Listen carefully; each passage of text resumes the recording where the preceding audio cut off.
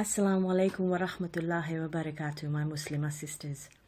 Welcome to Muslimah Mind Matters, your daily inspiration to understand your mind, empower your thoughts, and lead a life of service and kindness to self and all of Allah's creation, inshallah. Today we will spend a few minutes understanding the definition of the human mind. What is the human mind? I invite you to do this little exercise. Please close your eyes, but not if you're driving. Do keep them open if you're driving. If you're not driving, please close your eyes and take a few deep breaths.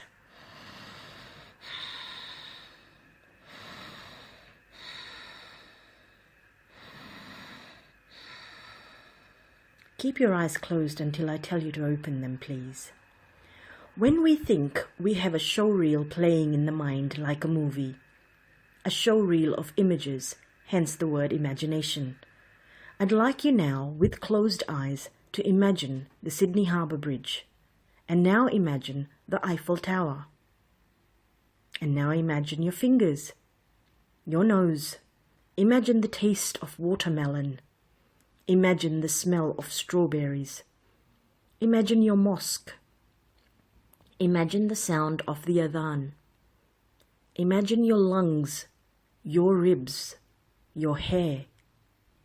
Imagine your mind. Now please open your eyes gently. What did you imagine when I said, imagine your mind? Some of you may have imagined the brain, or some kind of light on top of your head, or maybe the ray of sunlight.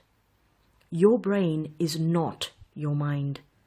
Albert Einstein's brain is still being studied and kept in a museum, but that brain is useless because Einstein's mind is not there, because he is no longer alive. Allah has blessed us with a mind where every moment we generate thoughts. The mind is the unseen part of you. It exists with you and provides the thoughts and images which then your brain transmit to the rest of your body through neurotransmitters of the brain. These thoughts and visuals are transmitted to the five senses: see, smell, taste, touch, hear.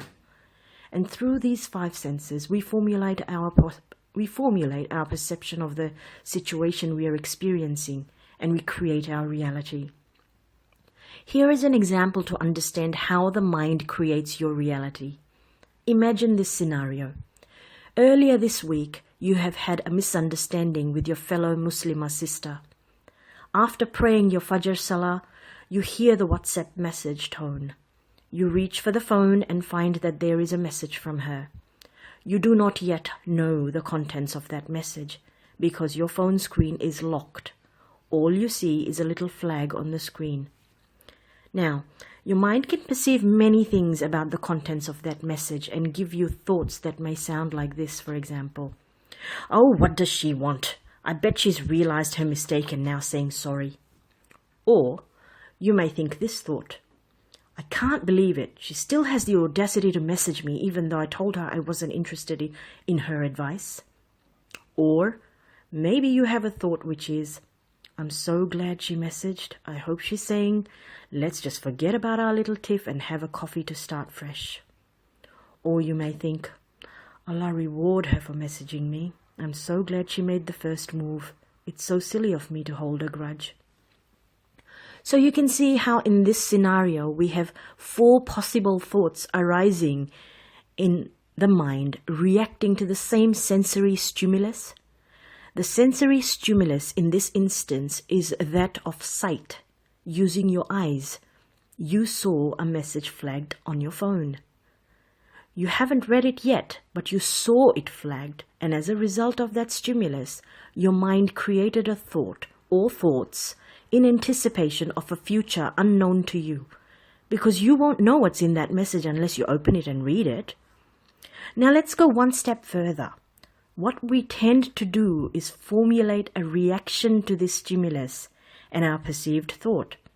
For example, in this scenario, in one of the thoughts where you said to yourself, oh, what does she want? I bet she's realized her mistake and now messaging to say sorry.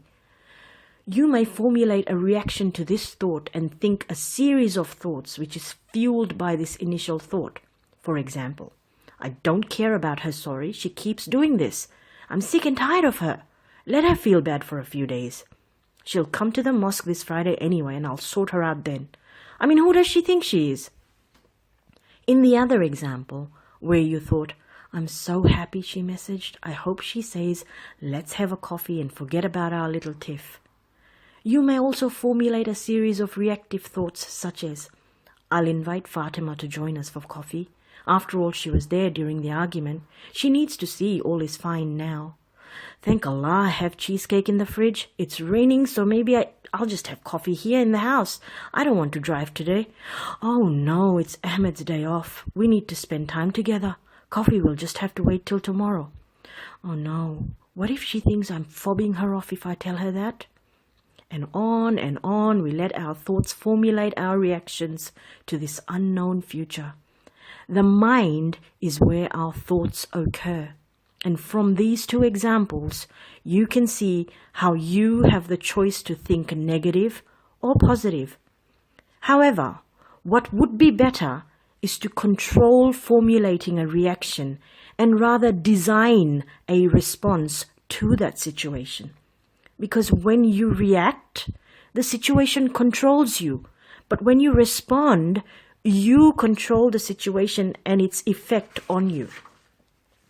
In this scenario, you respond by actually opening the message, reading it, and taking some time to understand what your sister in Islam has written.